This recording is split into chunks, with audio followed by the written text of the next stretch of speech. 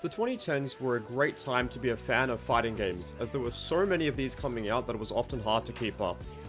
Companies from around the world all threw their hat into the ring to try and be a part of this new fighting game renaissance, but arguably, the big dog was Capcom. One of their better fighting games from this time period was Street Fighter IV. Looking back on it, this was a fantastic fighting game, and each edition kept adding new and better content that made the game a more complete and fulfilling package overall. Eventually, it culminated in 2014's Ultra Street Fighter IV, the final major update to the game, adding new modes, characters, and stages.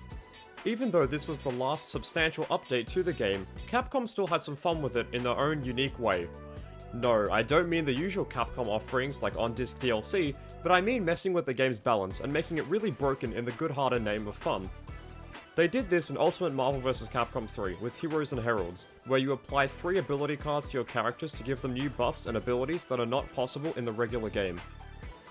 Street Fighter IV did not go the route of customizable ability cards, but complete character reworks from the ground up with unique inspirations for all. At the 2014 Tokyo Game Show, Capcom announced the brand new update for the game, titled Omega Street Fighter IV. While not a mandatory update like Super or Ultra, this was merely a fun character rebalance that made them all play like they were ripped from a Mugen game rather than a big budget balanced fighting game. It's been just under 10 years since this mode was released, and I had a lot of fun with it when I was younger, so I wanted to return to it to see if it still holds up and how it may have influenced the next Street Fighter game at the time. Without any further ado, let's jump straight into the insane world of Omega Street Fighter IV. Let's begin with how you actually get into Omega mode. The title screen clearly reads Ultra Street Fighter IV, and there's no Omega option on the menu, so how do we find this thing? It's pretty simple, if not a little bit confusing for those unfamiliar with how Ultra Street Fighter IV works. One of the things added to this revision is Edition Select, where you can choose to play as a different version of a character. So for example, you could have Vanilla Street Fighter IV Ryu, fight against Super Street Fighter IV Cammy, and see how the different versions of the characters interact. You do this on the character select screen, and if you keep going right, you eventually reach Omega. Omega applies to all 44 characters. However, it does remove the ability to use double ultra combo and red focus, most likely because it would have been way too broken if these mechanics were kept in. If I were to cover every single difference made to every character, the League of Legends fighting game will be out before I'm finished, so I'll mainly focus on the original Street Fighter II cast and some other characters I like to show you just how big the changes were to Omega. Ryu now has his Street Fighter V target combo, buffed offensive and defensive options, and the Hanagashi, which is his parry from Street Fighter III.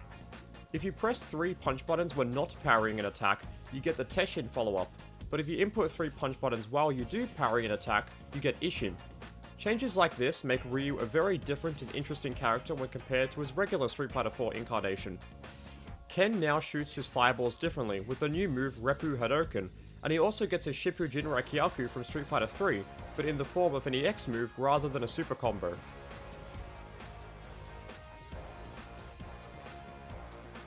Chun-Li's entire set of normal moves have been changed to make her better at applying pressure to the enemy. In addition to this, she regains a Horyokusen. Her Kikoken is now a half-circle motion instead of a charge back input, and she also has a Hokei from Street Fighter Alpha 3 and Third Strike. The Honda is now more versatile overall, and much more like an actual sumo wrestler with his 3 new specials, Zuri Fukaku, Back Crusher, and Salt Toss. Blanka gains new lightning-based moves that completely change his game plan. Lightning Mole involves Blanka going underground and then jumping up to attack the enemy, and the awesome move called Lightning Grenade, which is an invincible hop followed by his Lightning Thunder special. Zangief gains 2 new tools to help set up grapples, the funny looking Russian stomping, and the Chrome Head, which is like his flying headbutt in Super Turbo. Guile gets a crapload of changes in particular, including Charlie's Sonic Break, which is like his V-Trigger 1 in Street Fighter V. He also gets 2 new specials in the form of Blitz Combination and Strike Eagle, as well as the CPS-1 chain combos, which is based off combo glitches from the original Street Fighter II. Dhalsim gains 3 new moves, Yoga Legend, Yoga Rapture, and Yoga Chop.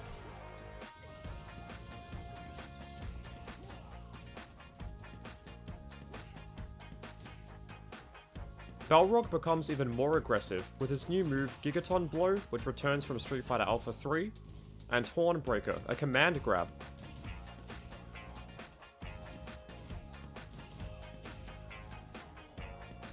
Vega gains 2 new special moves, Rose Thorn, a powerful dive kick that's fantastic as a cross-up tool, and Crimson Crucify, a variant of his EX Rolling Crystal Flash. Is it just me, or does Crimson Crucify sound like an early 2000s edgy anime? Sagat has lots of changes, including new target combos, feint moves, and Street Fighter Alpha's Tiger Raid. The last of the original Street Fighter II crew, M. Bison, gains the Psycho Crusher Omega and the Psycho Sever, as well as new unique attacks.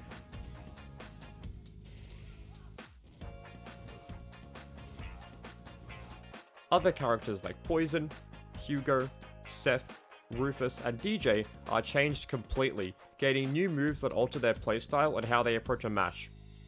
The ideas presented in Omega are awesome and very creative, but where do they come from?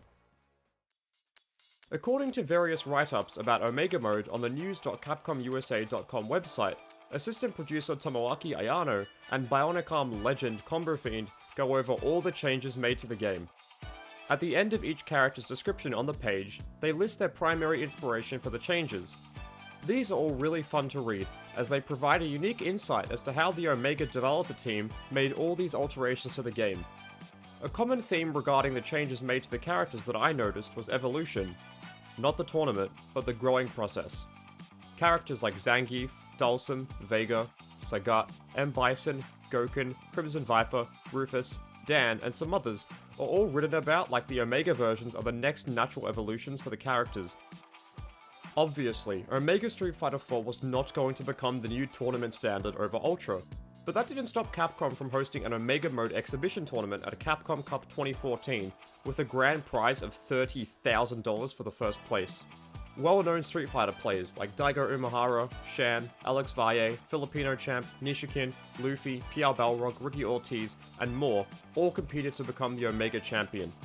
As this tournament is fairly obscure, it's very hard to find information about it online, and to be honest, I'm not actually sure who won the tournament due to the lack of information. There is some match footage on YouTube of some of the top level players doing their thing, but unfortunately, most matches have been lost to time. It's still worth checking out to see some high level Omega gameplay if you're interested though. I made this brief video because while I love Omega Mode for all its craziness, I don't see anyone talk about it anymore, and I totally get why. It's an obscure, optional balance update for an old fighting game that isn't played at major tournaments as a main game anymore, so it's obvious as to why it's fallen off in terms of popularity. However, Omega didn't completely fade into obscurity, as the team who made it was comprised of some of the original Street Fighter V team, which explains why some Omega features, like no hard knockdowns on sweeps, the tightest input requirements being 3 frames, and an emphasis on super combos, all made their way into Street Fighter V Vanilla. Overall, I just wanted to remind you about Omega Street Fighter 4, and hopefully convince you to give it a try if you ever got the opportunity. If you want to watch more Omega, I highly recommend watching the excellent adventures of Gutex and Mike Ross episodes where they play Omega online. Thanks for watching, and I'll see you in the next one.